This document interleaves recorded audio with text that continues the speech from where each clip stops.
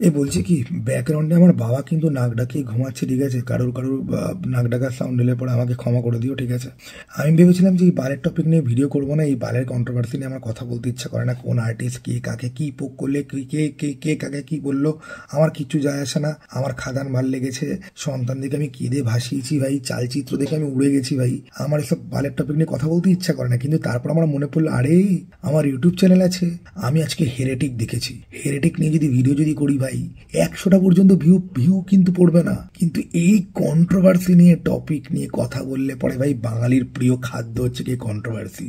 জল, আলু সেদ্ধ ভাত, ডাল আর পোস্তর বড়া, ডিমের অমলেটের পরেই আর রাজুদার পকেট পরোটা আর দাদা বৌদির বিরিয়ানি পরেই বাঙালির প্রিয় খাদ্য হচ্ছে কি কন্ট্রোভার্সি। তো এইরকম একটা টপিককে ক্যাশ ইন না করে ভাই ছাড়া যায় ভাই? তাই চলে এলাম আমি আমার 2 পয়সার বক্তব্য নিয়ে। প্লাস আগেই বলে দিচ্ছি, গালাগাল কিন্তু দেবেন, গালাগালিতে কিন্তু এনগেজমেন্ট বাড়ে, আর আমি কিন্তু নির্লজ্জ ইউটিউবার।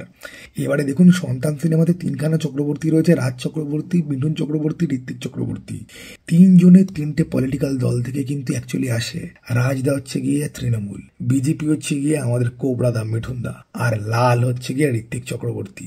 ঋত্বিক চক্রবর্তী আজকে একটা পোস্টে প্রমাণ করে দিয়েছে কেন বাংলাতে লাল কোনোদিন ফেরত আসবে না। আমাদের বাংলায় যারা কমিউনিস্ট রয়েছে না, বাংলায় যারা বামপন্থী মনোভাবের যারা, এদের সব থেকে বড় প্রবলেম হচ্ছে গিয়ে এরা পাবলিকের জন্য কাজ করতে পারে না, পাবলিককে ম্যানিপুলেটও করতে পারে না। ঠিক আছে, কাজও করতে পারে না, ম্যানিপুলেটও করতে পারে না, খালি পাবলিককে অপমান করতে পারে, করে খিস্তি খায়। এই কারণেই কেউ লালদেরকে পছন্দ করে না। আর সেটার পারফেক্ট এক্সাম্পল হচ্ছে গিয়ে ঋত্বিক চক্রবর্তী ভাই। এই মানুষটাকে আমি বিশাল সম্মান করি এবং আমি মনে করি যে এর জন্ম পশ্চিমবাংলায় হওয়া উচিত হয়নি। ঋত্বিক চক্রবর্তী যেই দরের অভিনেতা, আসা যাওয়ার মাঝে বলি অনন্তদা ইটার্নাল, আসা যাওয়ার মাঝে নিয়ে তো অনেক কথা হয়। অনন্তদা ইটার্নাল আমি আগরপাড়া থেকে নন্দন দেখতে গেছি 3 বার, ওই সিনেমা ওয়াইডার রিলিজ পর্যন্ত পাইনি। সিনেমার ম্যাজিকে ঋত্বিকের অভিনয়, ঋত্বিক আর সোহিনী ছিল, ওই সিনেমা আমি 3 বার করে আমি দেখেছি। ডিরেক্টরকে পরের দিনই ফেসবুকে অ্যাড করে নিয়েছি। এবার ঋত্বিক চক্রবর্তী চিরকাল আর্ট ফিল্ম করে এসছে, যেই সিনেমাগুলো খুব সুন্দর, যেগুলো অ্যাকচুয়ালি সিনেমার পরিধান পরিভাষা অনুযায়ী অ্যাকচুয়াল সিনেমা। এবার ওনার এটা বোঝা উচিত যে পপুলিস্ট মিডিয়াম বা পপুলিস্ট মিডিয়াতে ওনার অ্যাকসেপ্টেন্স যথেষ্ট কিন্তু কম। উনি দেবের সাথে লে ছক্কা করেছে, আজকে উনি দেবের সাথে কোনো সিনেমা করবেন কিনা আই ডোন্ট নো, কিন্তু রাজদার সাথে উনি অনেকগুলো কাজ করলেন, পরিণীতি, লে ছক্কা, আবার প্রলয়, সন্তান। এবারে একটা জিনিস বোঝা উচিত যে আর মাত্র 5 দিনও নেই আর, ঠিক আছে? 25 তারিখ বেবিজন চলে আসবে, এই 4টে বাংলা সিনেমা আরো মার খাবে। এই 5 দিনের মধ্যেই যা বিজনেস করার করে নেওয়া উচিত ছিল। এই মুহূর্তে অলরেডি রাজদার বক্তব্যের জন্য সন্তান বয়কটের একটা হাওয়া চলছে, প্লাস জুনি ফার্নিচারের সাথে কপির এলিগেশন আসছে। আমি জুনি ফার্নিচার দেখিনি, কিন্তু ট্রেলার দেখেছি, হ্যাঁ ভাই মিল রয়েছে ভাই, ভাষা বোঝা না গেলেও সিনগুলো বুঝতে পারা যাচ্ছে, ঠিক আছে? তো জুনি ফার্নিচার আর রাজদার পোকিং এর জন্য অলরেডি সন্তান মার খেয়ে আছে। এবারে তার উপরে অ্যাড হলো গিয়ে এই পোকিংটা মধ্যে সেন্স অফ হিউমার আছে না উইট আছে, অ্যানালিসিস করি। ঋত্বিকদা লিখেছে যে চায়ের দোকানে সোশ্যাল ডিলেমা নিয়ে একজন কথা বলছে। ভাই চায়ের দোকানে অত ইন্টেলেকচুয়াল লোক আসে যে নেটফ্লিক্সে সোশ্যাল ডিলেমা নামক ডকুমেন্টারি দেখে সেটা নিয়ে কথাবার্তা বলতে আসবে? কে জানে, আমার তো মনে হয় না। অবশ্য আমি কোনোদিন চায়ের থেকে আড্ডা দিইনি, আমি চা খাইও না, আমার কোনো রকম আইডিয়াও নেই। আর স্কুল কলেজেও আমি অ্যান্টি সোশ্যাল ছিলাম, তো আমার গ্রুপে বসে আড্ডা দেওয়ার অভিজ্ঞতাই নেই। এইবারে আমি সেখান থেকে সরে আসি। উনি প্রথমে যে পোকিংটা করেছিল যে বাপ মা এলে পরে সিনেমার বাপও আসছে, মাও আসছে, তাহলে সন্তানও চলে আসবে, ওইটার মধ্যে একটা হিউমর ছিল, উইট ছিল। এটা তো পাতি অপমান। এবার একটা পপুলিস্ট মিডিয়া, সেটা সিনেমা হোক কিংবা গান হোক কিংবা কবিতা হোক, একটা পপুলিস্ট স্টার দেব, তার ফ্যানদেরকে যারা এই মুহূর্তে সেলিব্রেটারি মোডে রয়েছে, অলরেডি তারা বয়কট সন্তান করছে, তাদেরকে ঠোকা মেরে কোনো লাভ কি আছে? বিজনেসের দিক থেকে নেই। এই পোকিংটা যদি 10 দিন বাদে যদি আসতো এত বেশি ম্যাটার করতো না, কারণ আর 2 দিনের মধ্যেই বিজনেস মোটামুটি হয়ে যাবে সেট, যা হওয়ার হবে। এই পোকিংটা এখন যে এলো, এটা তো সিনেমার বিজনেসটাকে তো হ্যাম্পার করবে। আর সব থেকে বড় কথা, এটা ঋত্বিক চক্রবর্তীর মতো মানুষদের বোঝা উচিত, আপনি আর্ট সিনেমা বানান, আর আপনার আর্ট সিনেমা কেন, কোনো ইন্ডাস্ট্রিতে, কোনো দুনিয়াতে আর্টের ভ্যালু এখন কমে গেছে। This is 2024। মানুষজন এখন এত বেশি স্ট্রেসড তারা এন্টারটেনমেন্ট ছাড়া সিনেমা থেকে আর কোনো কিছু এক্সপেক্ট করে না।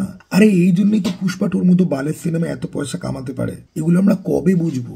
সবাই অলওয়েজ ইমাজিনারি লাইট দেখতে বসে না, সবাই এটা বিচার করতে বসে না যে অনন্ত দ্য ইটার্নাল দেখলে পরে আমার কি সেলফ রিয়েলাইজেশন হবে। কিন্তু আমার যেটা খারাপ লাগছে যে খাদান যদি একটা ইন্ডাস্ট্রির জন্য জরুরি ফিল্ম হয়, সন্তান কিন্তু এমন একটা সিনেমা যেটা একটা মানুষকে হেল্প করতে পারে। বাবা মার সন্তানের মধ্যে যে দূরত্বটা তৈরি হয়েছে সেটা কিন্তু ঘোচাতে পারে। এই সিনেমাটা কিন্তু এমন সিনেমা যেটা একটা মানুষকে ট্রিগার করবে, যে অনেকদিন ধরে বাবা মা টেক কেয়ার করছে না, সে যদি দেখে ফেলে, প্রেমিকার সাথে চটকাচটকি করতে গিয়েও যদি দেখে ফেলে সিনেমাটা, তাহলে হল থেকে বেরিয়ে সে তার বাপ মাকে কল করবে। এই সিনেমাটা কিন্তু মানুষের সম্পর্ককে কিন্তু হিল করতে পারে। হিল শব্দটা আমি ইউজ করছি স্পেসিফিক্যালি। এবং সন্তান সিনেমাটা যতই সিরিয়াল ধর্মী ড্রামা ধর্মী হোক না কেন, ফ্যামিলি ড্রামা হোক না কেন, আমি রিয়েলি মনে করি যে এটা অত্যন্ত ইম্পর্টেন্ট একটা ফ্যামিলি ড্রামা ফিল্ম।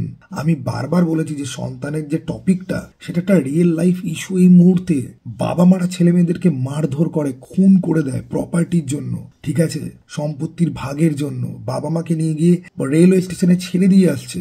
এরকম একটা সোসাইটিতে সন্তান খুব ইম্পর্টেন্ট একটা ফিল্ম। সেই ফিল্মটা দর্শক দরকার। সেই মুহূর্তে দাঁড়িয়ে সেই ফিল্মের ক্রিয়েটার অভিনেতারা কেন দর্শককে খেপাচ্ছে, কেন এটা করছে? এসবিএফ থেকে এটা বলে দেওয়া উচিত যে দয়া করে ভাই তোমাদের সেন্স অফ হিউমার কিছুদিনের জন্য তোমরা একটুখানি চেপে রাখো। তোমার পার্সোনাল বক্তব্যের জন্য যেটা তুমি তোমার নিজের ফেসবুক ওয়ালে শেয়ার করেছো, তোমাকে এটা বুঝতে হবে ঋত্বিক দা বা যে কোনো অভিনেতা বা যে কোনো বড় মাপের যারা সেলিব্রিটি, আমি একটা পাতি ইউটিউবার, আমাকে ফলো করে 1000-2000 লোক কি 3000 লোক। আমার বক্তব্যে কারুর মনিটারি কোনো বাজেটে গিয়ে কোথাও গিয়ে আঘাত লাগছে না, বক্স অফিস কালেকশনে। আমার সেই লিবার্টিটা রয়েছে সাধারণ মানুষ হিসেবে, যে আমি আজকে বসে দুটো কথা বললেও সেটার বিশাল বড় কোনো এফেক্ট পড়বে না। লোকে আমার চ্যানেল আনসাবস্ক্রাইব করতে পারে, তাতে ক্ষতিটা শুধুমাত্র আমার। কিন্তু একটা সিনেমার বক্স অফিস একটা কালেকটিভ এফোর্ট। আজকে যারা ঋত্বিকদের কথা শুনে এই সিনেমাটা দেখতে যাচ্ছে না, ঠিক আছে, বা প্রভোক্ট হয়ে যে যাবো না, বয়কট করছে এই সিনেমাটাকে, এই সিনেমাতে মিঠুন চক্রবর্তীও তো আছেন, অনুষা দেবীও তো আছেন। সিনেমাটা যদি বক্স অফিসে না যদি কামায়, ঠিক আছে, বা সিনেমাটা নিয়ে এত কন্ট্রোভার্সি, তারা তো এই সিনেমার পার্ট, তারাও তো এগুলো দেখছেন, হয়তো বক্তব্য রাখছে না, তাদের মনের উপরেও চাপ তো পড়ছে। প্লাস এইরকম ধরনের প্রভোকেটিভ স্টেটমেন্ট নিয়ে কিন্তু তিলকে তাল করে বাড়িয়ে চুড়িয়ে সেটা নিয়ে হাজারটা কথা বলে পাবলিক খেপানোর জন্য কিন্তু আরো মানুষজন রয়েছে। আমাদের এই ফিল্ম ইন্ডাস্ট্রিতে মিডিয়া যেভাবে অপারেট করে আর ইউটিউবাররা যেভাবে অপারেট করে, সেটা কিন্তু খুব একটা বেশি পিওর হার্টের উদ্দেশ্য নিয়ে কিন্তু নয়। লোকে এখানে কাউকে হিরো বানিয়ে কাউকে ভিলেন সাজিয়ে গালাগাল দেবে এবং এটা হবে। এটার চক্করে একটা ভালো সিনেমা কিছু লোক দেখতে যাবে না। That is the saddening factor. অনেক বয়স হয়েছে, একটুখানি ম্যাচিওর হন। অনেক সময় অনেক জায়গাতেই আছে যে আমরা ফ্যানেদের ওপর বিরক্ত হই, বা কোনো জিনিস নিয়ে 1000টা লোক মাতামাতি করলে পরে মনে হয় ওই 1000 জনকে ঘেঁচতি মারি যে ভাই একটু থামতো তোরা। কিন্তু সেটার সবসময় দরকার নেই, আর সেটা সবসময় উচিতও নয়। আর বাংলা সিনেমার কনটেক্সট যদি বলি, খাদান নিয়ে যে সেলিব্রেশনটা হচ্ছে, এটা দরকার আছে। এই ইন্ডাস্ট্রি গ্রো করলে পরে আপনারও ভাই পরশু দিনের চাল ডাল রুটির বন্দোবস্ত হবে। প্রোডাকশন কমতে কমতে 100-র উপরে সিনেমা হতো, সেখান থেকে 50-এর কমে এসে দাঁড়িয়েছে। এই ইন্ডাস্ট্রিকে এমনিতেই সবাই বাজিয়ে দিয়ে চলে যায়। ইসপের কথামালায় ছিল একটা লাঠিকে ভাঙা যায়, 4টে লাঠিকে ভাঙা যায় না। আজকে 4টে বাংলা সিনেমা এক হয়ে সবাই সবাইকে যদি প্রমোট যদি করতো, সবাই সবার হয়ে ভালো কথা যদি বলতো, সবাই সবাইকে আপলিফট যদি করতো, ভেতরে ভেতরে জেলাসি থাকতেই পারে। লোক দেখানোর জন্য হলেও যদি করতো না, তাহলে এই যে ইউটিউবাররা যারা এইগুলোকে এনক্যাশ করে কথা বলছে, তারা সেই সুযোগটা কিন্তু পেত না। এই ফালতু কনভারসেশনই হতো না বাল। খাদান একটা ভালো সিনেমা, ওটার জনরে আলাদা, ওটা নিয়ে আলাদা কনভারসেশন হবে। সন্তান একটা আলাদা জনরের ফিল্ম, সেটা নিয়ে আলাদা কনভারসেশন হবে। সেটার জায়গায় ভার্সাসে পৌঁছে গেছে। দুটো সিনেমাই দেখার দরকার রয়েছে, দুটো সিনেমাই ভালো, ঠিক আছে, দুটো সিনেমাই দেখা উচিত। আমি দুটোই দেখেছি, আমি দুটোই এনজয় করেছি। দুটোই হলে বসে দেখার মতো সিনেমা। একটা দেখে তুমি কেঁদে ভাসাবে, আরেকটা দেখে তুমি এত সিটি মারবে যে তোমার মুখ ব্যথা হয়ে যাবে, এত চিৎকার করবে তোমার গলা ব্যথা হয়ে যাবে।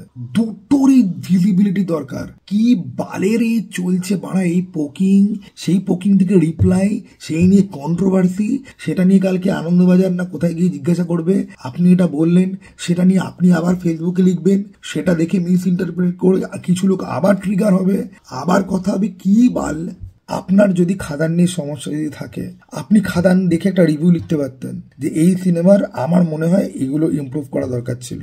এই জিনিসটা অ্যাক্ট্রেস আর ডিরেক্টররা করে না কেন? আজকে সৃজিত মুখার্জি প্রতিমডি গুপ্তর কাজ দেখে একটা রিভিউ লিখেছেন, আমার ভালো লাগলো। আমি সৃজিত বাবুকে একদম পছন্দ করি না, ঠিক আছে, ওনার কাজবাজ আমার জঘন্য কাজ, কিন্তু উনি যেটা করলেন, চালচিত্রকে নিয়ে প্রমোট যে করলেন, আমি চালচিত্রের রিভিউতে বলেছি যে সৃজিত মুখার্জি দেখে শেখা উচিত। সেই রিভিউটা হয়তো পৌঁছেছেও বিভিন্ন রকম জায়গাতে। সৃজিত দা কিন্তু চালচিত্র দেখে রিভিউ করলেন, আপনি সেটা করতে পারতেন। সেখানে আপনি কনস্ট্রাকটিভ ক্রিটিসিজমের আন্ডারে আপনি বলতে পারতেন যে স্ক্রিন প্লে একটুখানি দুর্বল, এই জায়গাগুলো একটুখানি রাস্ট মনে হলো। আপনারা একে অপরের সিনেমা নিয়ে কথা বলুন, আপলিফট করুন, পোক করা বন্ধ করে। এমন ডিসকাশনের মহল বানান যেই মহলের মধ্যে লোকে ডিসকাস করতে আসবে। এরে তর্ক নয়, গাজওয়ারি নয়। একটা জিনিস চিরকাল জানবেন, 100টা লোক ভুলও যদি হয়, তাদেরকে আপনি মুখের উপর দাঁড়িয়ে যদি বলেন এই তোমরা ভুল, ওই 100টা লোক আপনাকে পিছিয়ে দিয়ে বেরিয়ে যাবে।